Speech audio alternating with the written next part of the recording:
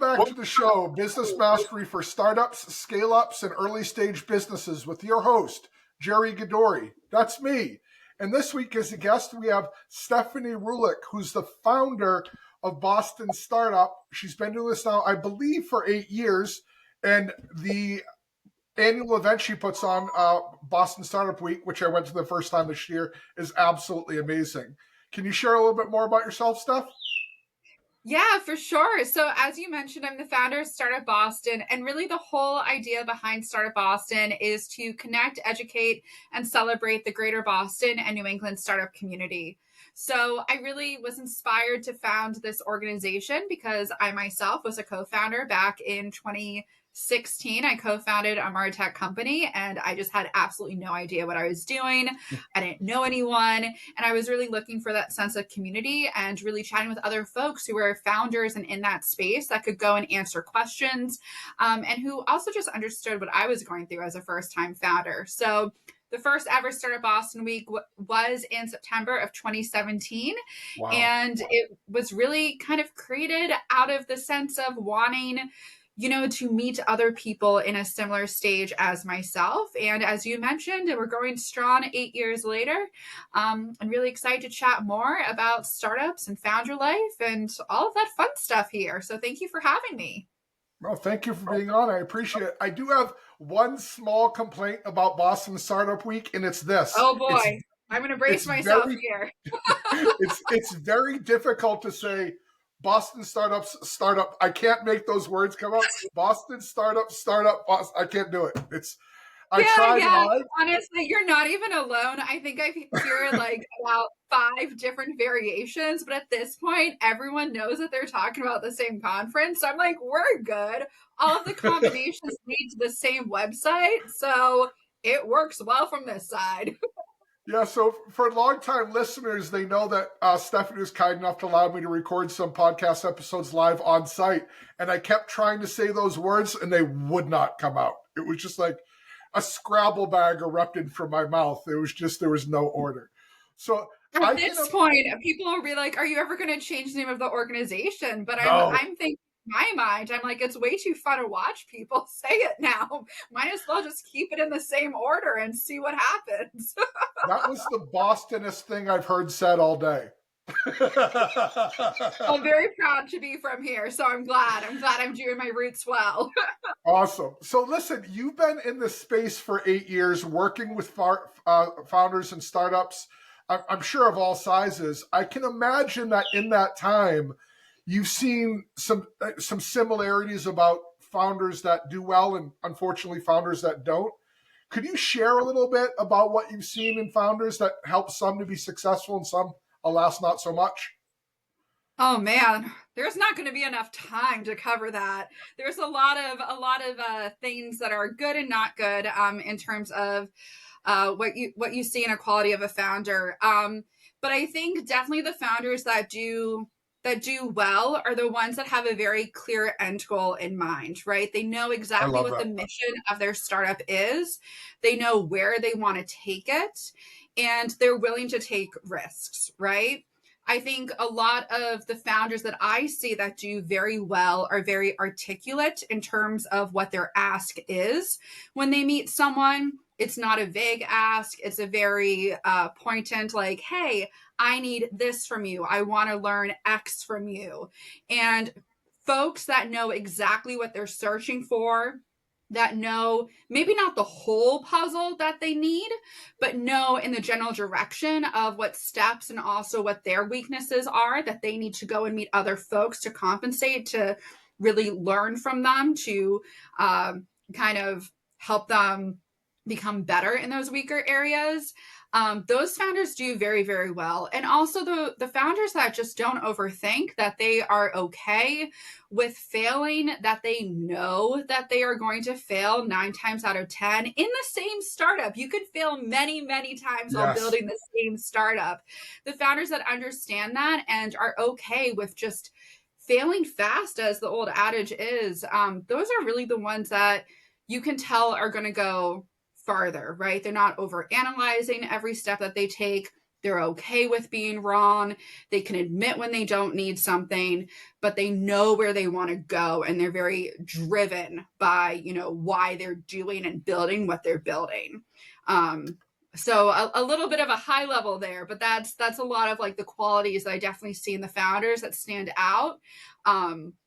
That I can tell, okay, I think they've got something, whether or not that startup will actually succeed is a whole nother thing, right? Because you can be the best founder ever and it can still be the wrong timing in the market. Or, folks just are not ready, right, for what you're building. Like that can still happen.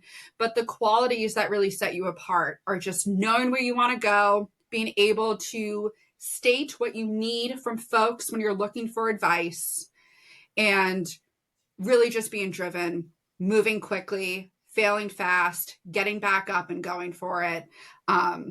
Those founders really excite me. Yeah, you said a ton that I'd like to unpack there. Yes. So starting at the beginning, you said something that was a non-verbatim quote from a book that I love, 7 Habits of Highly Effective People, and that's beginning with the end in mind. You said, those founders that know where they want to go. I can't stress that enough. If you don't know where you're looking to go, how fast you move is irrelevant because it might be in the wrong direction. And starting off, at least knowing where you want to go at that point and being willing to accept sometimes that changes, that's a game changer by itself.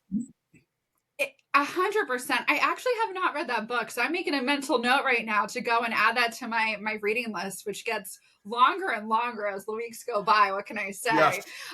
But it already sounds great, so I'm gonna have to remember that one.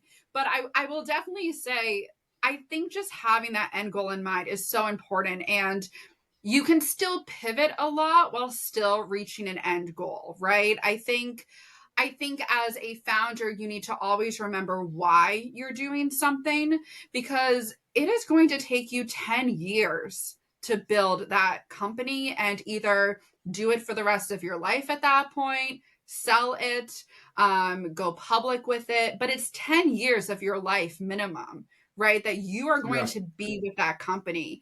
So if you don't have that love of what you are building and you don't feel personally tied to the why behind why you're doing it and where that company is going, you can pivot all you want to still hit that why, but you need to know that end goal. You know what I mean? Like it's so important. 100%. Because it's a chunk of your life. Like you are designating a decade of your life to building this company. So you better love it and you better be happy with why you're doing it. Otherwise, you're already destined for failure. Completely agree. And I'll take it to an even more basic level. What's your plan for the company? Are you planning on exiting when you hit a certain size? Are you looking to build a company? And this would probably lead to bootstrapping, not VC. But are you looking for a company that's going to be generational, that you pass down to your children? Mm-hmm. Is your company going to be a local company, a regional company, a national, a global? All of those things empower you to make the decisions that support that outcome. But, gosh, I don't know if I've ever shared this story with you, but many years ago, the company before this one, I worked in the technology services space. I trained salespeople, recruiters, and owners and managers. And one of the first questions I'd ask them was, do you want to be a local company or a regional company? Do you want to be national? What do you want to be? And they'd always get frustrated when I'd ask that question. I was like, well, the decisions you make and how you grow your company are either going to support that or not. So I think that's huge. But the second one, for brevity, and by the way, you're welcome back on the show anytime. But the second one, for brevity, said that I think is really important, is moving fast. It's okay. I couldn't agree more. Not only can you fail 9 times out of 10, you likely will fail 9 times out of 10 inside of your startup. Whether you're looking for a VC who shares your dream, whether you're trying to land your first 10 clients, first 10 customers, you're gonna whiff. That's just the nature of things. But doing it quickly and moving on is key. It's so crucial. And I love that story that you just shared too about asking, do you want to be local? Do you want to be regional? Do you want to be national? It's important to know what you want in 10 years so that you can work towards that end goal. And yes, you can of course always change your mind. 5 years in, maybe the market is telling you something differently. Maybe you took investment, maybe you are bootstrapping it. Like there are of course factors that can play a role in changing your opinion of what you're thinking of. But when you're building, when you're coming up with that plan, even if it's a loose plan, it really does impact if you are getting funding, who your hires are, how you're positioning your company, what story you're telling investors if you do raise, what stories you're telling your first customers, regardless as to whether you raise or not. It impacts so many things, just in terms of how you're building that company, building that brand, and really positioning your company's story. And especially when you're having your first couple customers, determining that product market fit, just knowing what your story is so important Yes. because they're betting on your company, they're betting on where you want to go at that point, even as a first customer. So it's incredibly important. And also to failing fast. I mean, I have failed more times than I can count. At this point, it's just kind of a game of, all right, we're going to slap some spaghetti against the wall and, I'm going to go and give it my best. And it's an educated slap of spaghetti against the wall, right? Like, my intuition is saying, I think I should be doing it this way. But it's all about adjustment. It's all about, well, maybe it's not that way. Maybe we just pivot it a bit more in order to change kind of like the end goal or so that I can hit the end goal, right? I think like that's like the thing too is that whenever I am failing, I always have an end goal in mind. It's just that I'm failing many times to hit that end goal. Right. And Yes. I think that's like the important thing too for founders to remember. It's not necessarily that you're failing at hitting your end goal. It's that you're trying the dozens of ways to go and achieve your goal for the week, the quarter, the year, your 5-year plan, right? And you just keep failing and failing and failing and failing to get there. But with that stated, like once you do fail, you learn something from it. And then I rarely make that same mistake again. Right? You're like, all right, maybe I don't want to hire that type of person, or maybe that is not the best customer for me to go after, or maybe I very much undersold, what my company was doing. And I should have priced myself a bit higher because now I'm in the weeds with someone who did not pay me my worth and I will never be here again, right? Like there's all of these different types of versions of failing, but then you just get better and you learn from it. And if you're, a smart and good founder and you know your end goal again, you don't make that same mistake again. You just add it into your little noggin and you're like, not again, we're going to go and become better. You mentioned intuition, and I think intuition gets a bad rap. I believe that intuition is your experience telling your brain to do something that your brain can't quite articulate. But that's a real thing. That's the amalgamation of the experiences that you've had to that point. And I found that people who learn to trust that voice tend to do quite well, especially if like you've been in the space for 8 years, you've got a lot of experience to draw on. So I think that's something that deserves more respect than it gets. I think it definitely does. I have definitely had a few times when my intuition has led me astray. So I don't think it's necessarily in my personal experience, um, fail proof. But Well, I nothing also, is. to your point, and I really love the way you defined it, it's the sum of your experiences that kind of, let you know maybe what you should be doing based on what you've learned in the past. And what I have noticed is, my intuition in my early 20s was not as good as it is like, a decade later, right? In my early 30s now. And I think I absolutely love that definition. Like that is an amazing definition because it's just so true. It is the sum of everything you've learned to date. And I also think that kind of goes back to as qualities of a good founder of knowing what your weaknesses are as well, right?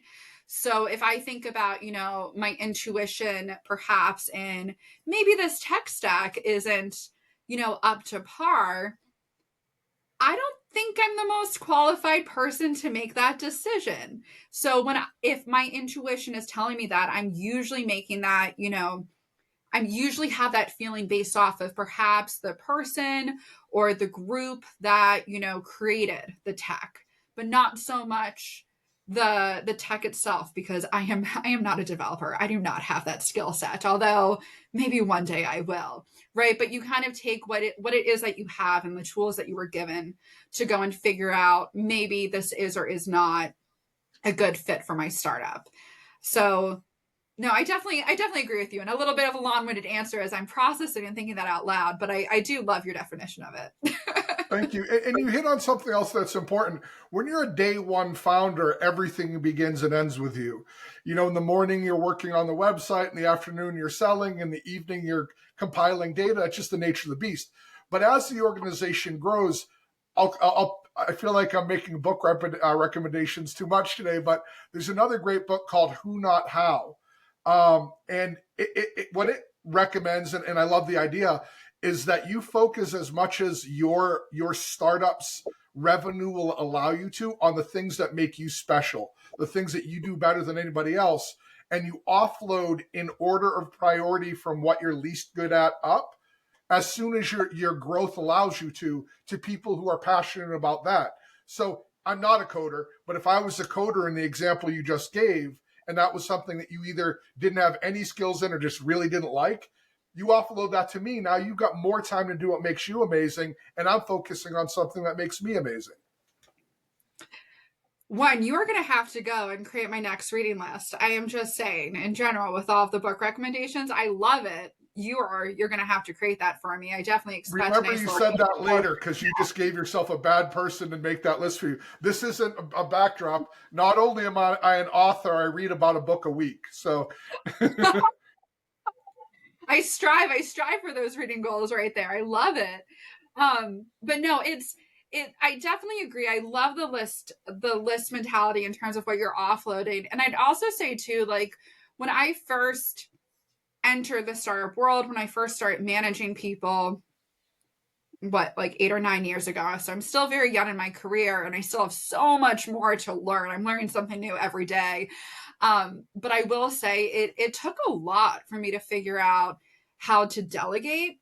And I definitely think the qualities of, a great founder that I've seen stand out are those that do eventually master that skill of how to delegate. And it doesn't need to be right out of the gate, especially if it's their first company. I do think, the skills we touched upon earlier in this podcast are more of a high priority for a first time founder and understanding, if they will go the distance.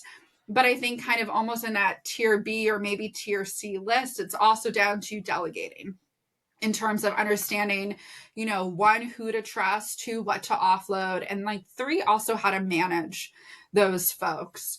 That has been a skill that I am still learning.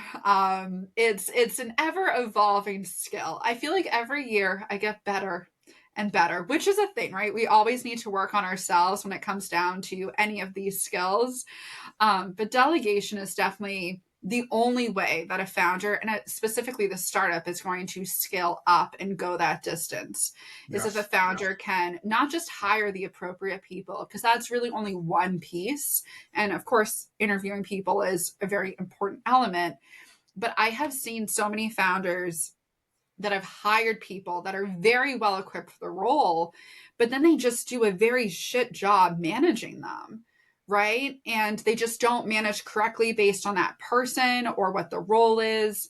And every single person needs a different type of management style, right? It's not one size fits all. And I think if you are taking on the role of a founder CEO, it's your job to understand on your exec team how to manage each person. Exactly. It is very much your job on your, as founder CEO to understand on your exec team, okay, this is each of their working styles. This is how I need to manage each of them to get the best work from each of those folks, right? It's not one size fits all.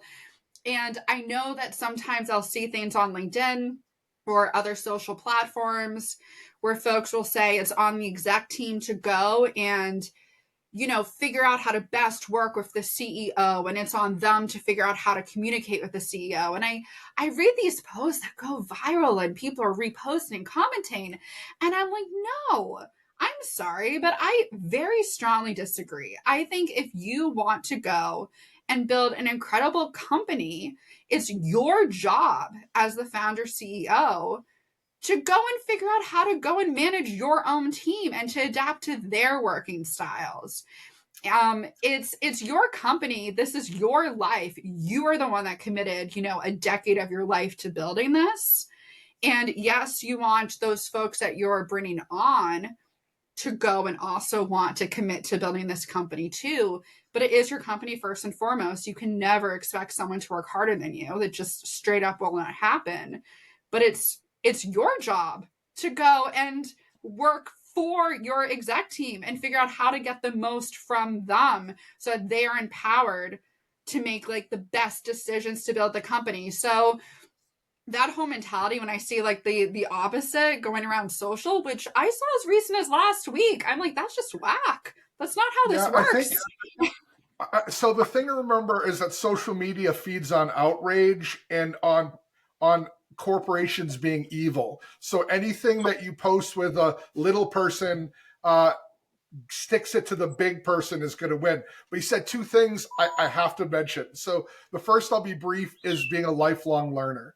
There's no world where you succeed in the rapid change of today's business world without being a lifelong learner. There's a 0% chance of success. That's a guaranteed path to failure if you're not continuing to grow and learn. And that doesn't necessarily mean just reading books. It can be podcasts like this. It can be LinkedIn. It can be, quite obviously, your experiences in the business place, but you've got to keep growing. The second thing, I know you haven't read my book, which is why I almost feel like you're pranking me, but everything you just talked about is what I wrote in The Destination Employer. So if you want to grow a team, you've got to get good at delegation. And what people get wrong with delegation, there's a couple things. The first is this.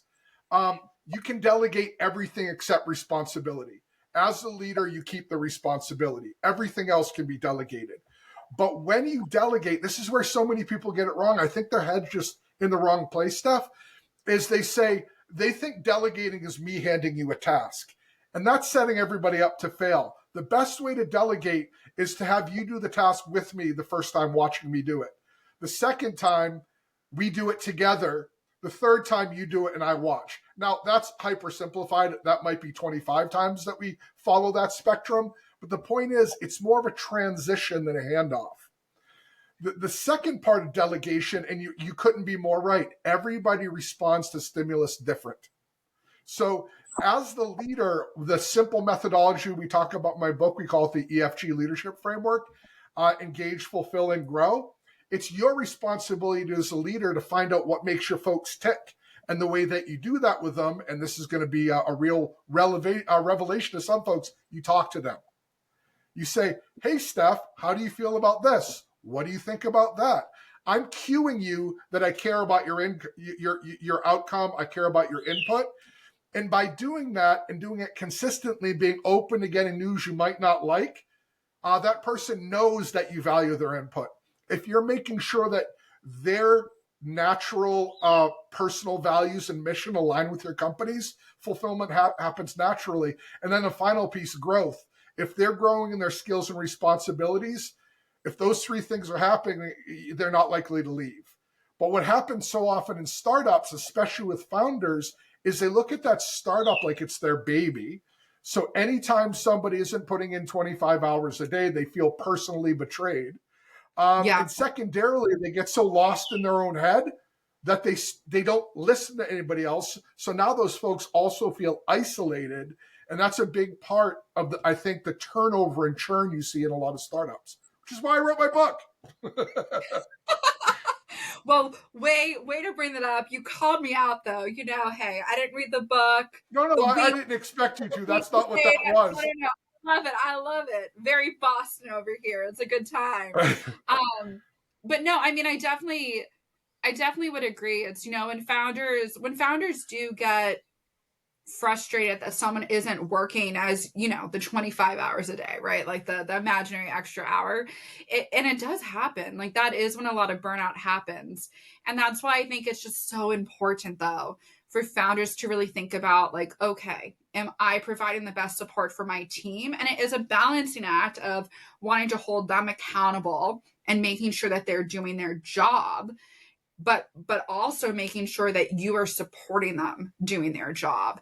And I mean, at the end of the day, like being a founder CEO, like it is your job to go and basically take on all of the shit problems that even the smartest people you've hired are not able to figure out. Like your job as the founder CEO is to basically have the worst job in the company. Like it is your job to literally take on every really difficult task that the smartest people you hired are not able to solve. Like it's your job to then go and figure out, okay, let's work backwards. Let's bring all these folks in a room. Let's dive into it. Let's figure it out together. Like to be a true leader there, you need to be in the trenches with your folks. But it's 100% basically agree. it's just, you basically take on like the roles that suck, and that is your job for the next 10 years. Which I personally find very exciting, but Same. I think if you don't find that exciting, you shouldn't, start a company, because that is really what it comes down to. You mentioned social media posts that make you angry. The ones that get me are all of these work-life balance posts for founders. And I'm like, if you're a worker, it's different. But if you're the founder, the balance is that there is no balance. There is no fulcrum for you to work off of. It's just you're on, you get off when you can. It's not forever, it's a season. But in that season, you're working until the job is done. And I think a lot of these folks that say different are really setting these founders up to fail. I think I agree. I'm not It's disagreeing okay with to you at not. all. It's all right. No. I'm not disagreeing with you at all. I think the big thing is when you're founding a company, specifically, biotech, life sciences tech, something that's a very high growth company in that sense. It's important when you go into it that you need to love what you do, because Yes. work and life become heavily integrated, right? And there is no clear, I'm going to punch in and punch out at a certain time, right? Yes. And I think it needs to excite you, right? Because you need to be okay knowing, hey, you might have a week vacation coming up. By all means, like, if you can and there's time, like you should take a break. Like we all need a mental reset. But you also need to know during that time, you might not be able to go and like actually turn off your phone. Someone might still need something. I'm not saying go and set yourself up for nonstop calls that whole week, but depending on the stage of company you're at, who you've hired on your exec team, what is happening in the industry that you're at, in the world, especially if there's different, policies that are going into effect while you're out of office that affect, the industry you are working in, it does become heavily integrated in your life. So if that doesn't excite you, it's just not going to be a fun journey for you. There's certain roles and certain jobs that you can have where you can clock in, clock out at certain hours, working at perhaps a larger company, or even if you're maybe more of like a consultant freelancer, you have a set client book and you're like, okay, like I can go and pre-plan, my work ahead of time, let folks know I'm going out of office.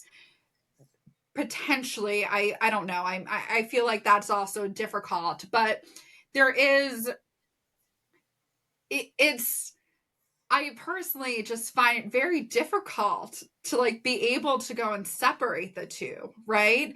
Like even as an early hire at a tech startup, after I founded a company, I then joined a tech startup, a couple years after that. And even as an early hire there, it was really difficult for me personally to just completely check out because it was early on. We were a small team.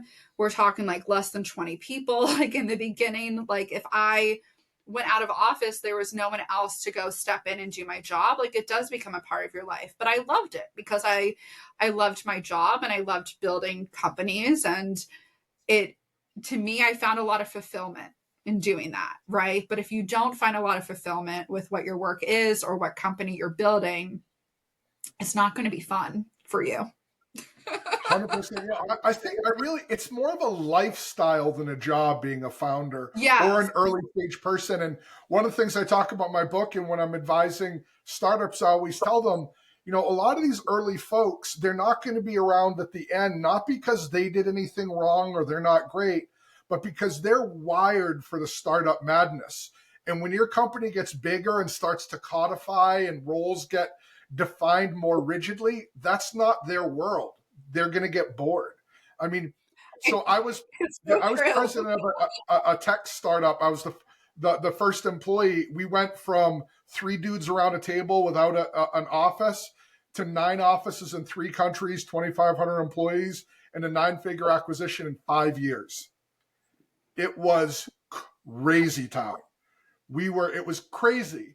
But even towards the end, when things started to get really codified before we got acquired, a lot of the early stage folks were like, I don't really like it anymore. This isn't what I signed up for. It's so true. I would definitely agree. I definitely agree with that. You see a lot of folks that, typically they stay in one stage startup and they stay in that stage, even if that startup grows, they then leave that startup and they go to a similar startup. Mm-hmm. I think the thing though I also see on the flip side is you might see a founder that worked really hard to build a company, then it either exited or it failed.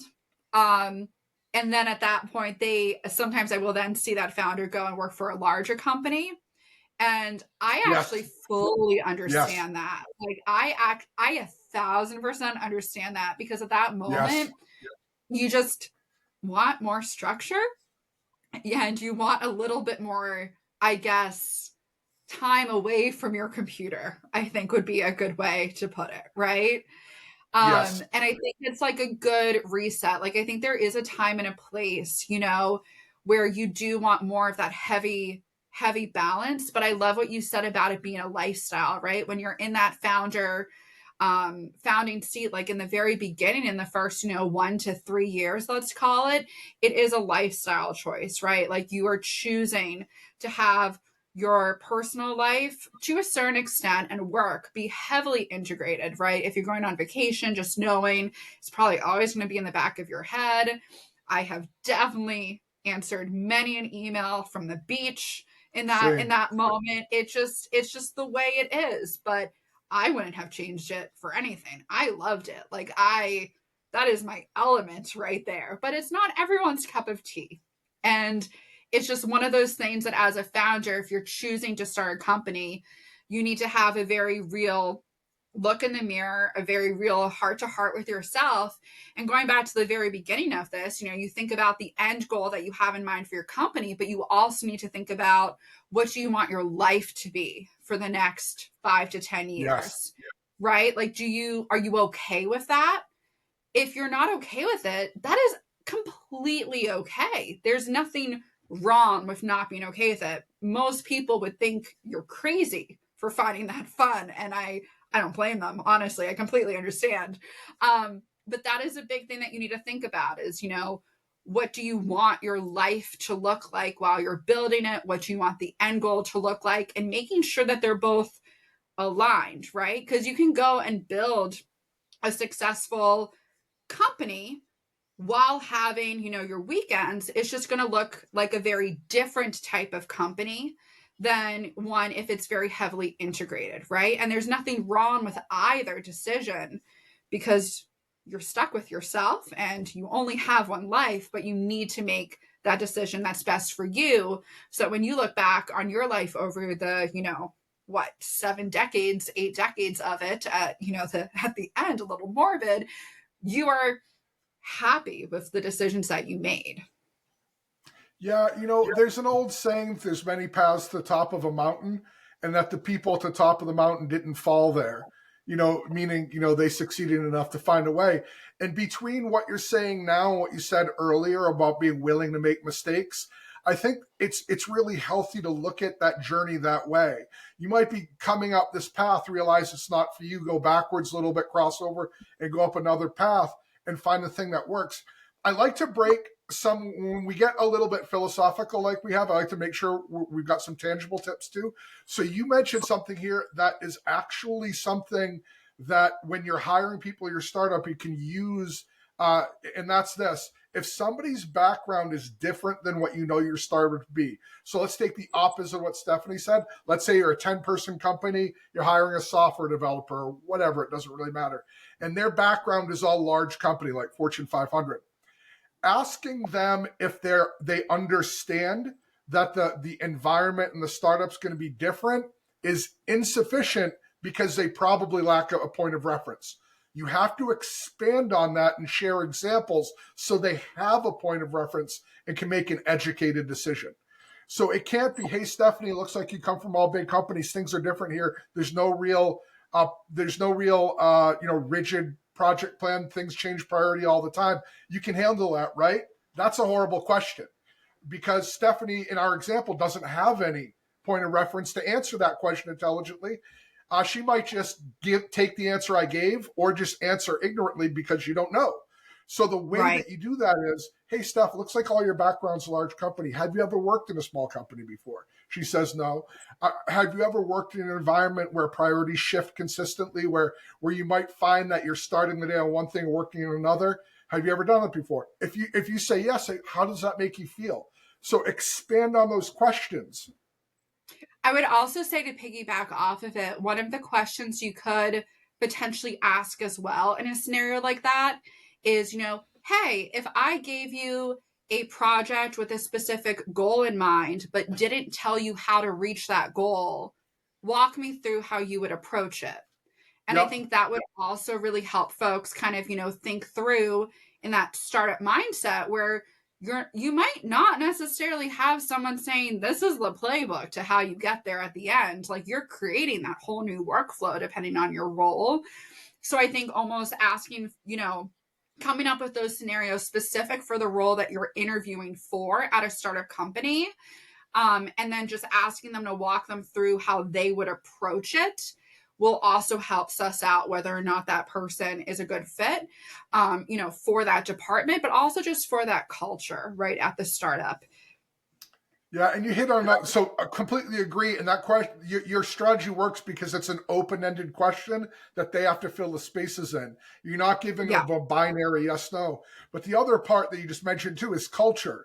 So one of the mistakes we talked about it a lot when we're working with the startups is understanding what their real culture is, making sure that that's demonstrated in their employer brand so that people get a feel of what it'd be like to engage with them.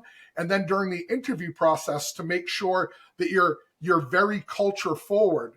Because one of the reasons you see fast bounce outs a lot is because you tell them what you think the culture is like as the founder. And as the founder, obviously, there's a tendency for people to say what they think you want to hear versus the way it is, instead of the way it really is. And then when the folks come aboard, they're like, this isn't what I expected at all. And then they struggle. To go off of that, one of the questions that I asked, and folks are welcome to use this question if they'd like, but when I was recruiting for an early stage startup, I was responsible for building out the post sales team. And this was after our seed round. So we were still scrappy. We had, less than 50 people on the team. It was a small team. And one of the questions I asked folks was, if I asked you to work a 12-hour day, what would you say? And I would just wait to hear their answer. And I would like to preface this with, I don't think I ever asked someone to work a 12-hour day once. I was very protective of my team's time.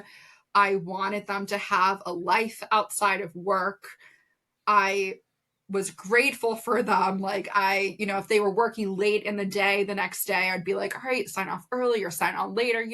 I was very protective of my team's time. I just want to state that. For but sure. I would ask that question because I wanted to know really kind of what they thought of working those hours, because that was kind of the environment we were at, right? As their manager, I was easily clocking 12 hours a day at least. And again, I was not expecting my team to do that by any means, but I wanted to know if something blows up, if we have a big bug, if we have a lot of angry clients, if there's some unknown thing happens that's out of my control and it's now all hands on deck because we are in like firefighting mode, are you going to be there in the trenches as this team, for that day? Or are you going to bail because you have a set, nope, I work 9 to 5 and that's it, right? And for me personally, with that stage of company, I wanted to know that they were okay having weird hours if we ever needed that, right? So to me, that actually helped me suss out really like the work ethic of the team, and also if they fit into the culture of the startup at that stage, right? In terms of everyone else who is working at that company. Because I knew everyone else that was working at that company, an engineering product, like if there was a panic button that, was hit, they were going to be online. They were going to go and be firefighting there. They wanted to make sure that we were saving our clients so that, this company lived another day, right? So that was like a big thing, especially in the beginning of that startup's life, that I asked. As the startup grew, that question wasn't really needed as much anymore, because then we got our Series A. It was a little bit of a different life then. It was a different type of work style as we matured as a company. And I think that's definitely to be expected. And I would hope it would change as the company grows. But in that, very beginning phase, it was a good way for us to figure out if they were going to fit with everyone else and our work styles. So I completely agree with everything you've said. And I will say this, as somebody who's been in the talent space now for, gosh, I hate to even say this, but more than 25 years.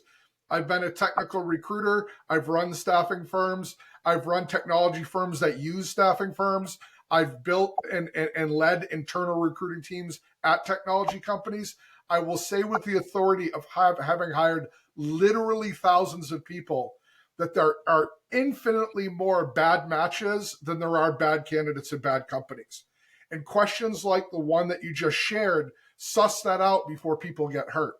If I know I'm a 9 to 5er, which I can't imagine that in sales, but if I know I'm a 9 to 5er, and you know that going in, and you have a non 9 to 5 culture, I'm not going to succeed there.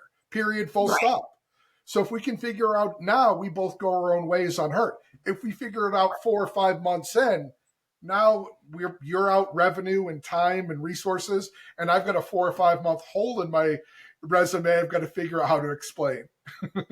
1,000%. And honestly, some of the folks that were like, no, I really need to be offline by 5 or 6 p.m. Like, I don't want to do that. There's nothing wrong with that 100%. answer. That is a very normal response. And in that moment, some of them were very qualified, but I was like, okay, I'm just going to remember that for the future. Like, maybe if we're still hiring in like 6-12 months from now, they could be a good fit. Like, who knows where we'll be at that point. But yeah, to your point, it's asking those types of questions and trying to be nice and professional. Like, you don't want to scare anyone, but you want to ask them, at least in my opinion, on the first call, because I'd rather find out in the first 20 minutes whether or not this is going to be a good fit, right? Because 100%. If it's not, I have no problem telling someone, hey, that's okay. I just want you to know, like, with our working style right now, I don't think that we can give that to you, but I'm happy to keep you posted about future opportunities as we grow over the next, year or two, right? Which also, I think it's very important for startups to be okay letting folks know if it's just not a good fit for now, maybe later, because there's a lot of excellent talent out there. But to your point, not every excellent candidate is going to fit into every stage of that startup. I was at a conference recently and someone was talking about how there's a lot of really wonderful talent available, but that wonderful talent might only be available for Series B, Series C startups. And you have different wonderful talent available for Series A startups, right? 100% agree. And it's different types of people because of, the working hours, how those startups operate, what type of responsibility they're given, what type of, lanes they have, and how creative they can be outside of those lanes. So there's lots of wonderful talent out there. I think a lot of it is more so comes down to the startup being able to understand what they need, kind of prepare their 3 to 4 questions that are very open-ended to know, all right, we are looking for this type of person, not even the job. We're literally looking for this type of work style. And then just being straight up, just let someone know. Okay, Yeah. understood. Maybe in like 1 to 3 years, depending, right? Like, nothing wrong. I'm going to jump on something you said because I really am starting to feel punked because I literally say that darn near verbatim when I'm working with startups, especially. I always tell them you've got a culture, goal, and mission match before you even get into the job details. Because Yep. if they're not going to work with your culture, it doesn't matter if they're the best person in the world skill wise. If their goals don't align with yours, then again, if they've got goals that they're incompatible, nothing else matters. And if their personal mission and values don't align with your company, silly, easy question. If you're a military contractor making weapons and they're a pacifist, no amount of skill is going to overcome that gap. They're wired differently than your company is. So again, you start there. And when you do, and here's the other beautiful thing, Stephanie, when you do it that early, feelings don't get hurt. People become more emotionally invested as they go through the interview process. If that comes out on the fifth, first of all, there shouldn't be 5 interviews in most instances. But if it comes out in the 5th interview, now they're like, why did we spend 6 hours over 3 weeks for us to get to, you're not a match for the culture of my company? Then they get upset. 1,000%. I feel like those types of questions, to echo you, they should really be figured out on the first call. Yeah. It should take you somewhere between 20 to 30 minutes, call number 1, 100%. to find out if they're even going to be a fit, and it has nothing to do with their skill set. It's just the work ethic, not work ethic. I think that's incorrect, but The way that they work aligns with yours.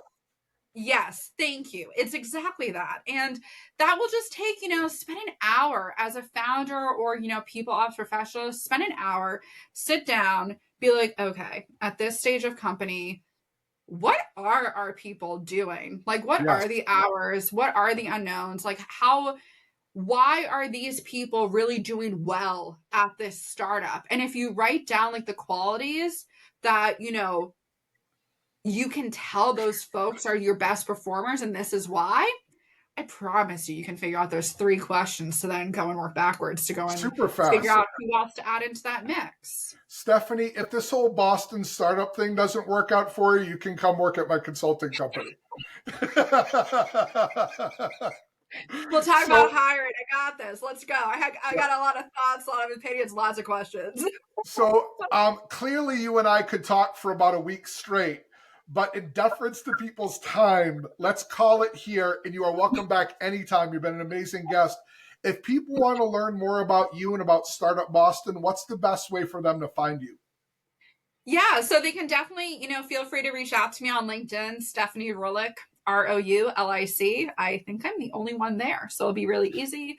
Or if you just type in Startup Boston, we pop up on page 1, so you can go and learn more about us on our website. Awesome. And don't crash on the Mass Pike trying to write down Stephanie's name. All that stuff will be in the show notes, so you can catch it there. Stephanie, thanks again. You were really great. That wasn't a hollow offer. I'd love to have you back on anytime. Aw, thanks so much. I had so much fun. It's a joy chatting with you. I absolutely loved meeting you in person at Start Boston Week, and this has been wonderful to chat with you. So thank you for having me. Awesome. I'll talk to you again soon. And between now and that next time, folks, as always, continue running great companies, making amazing things, and have a great week.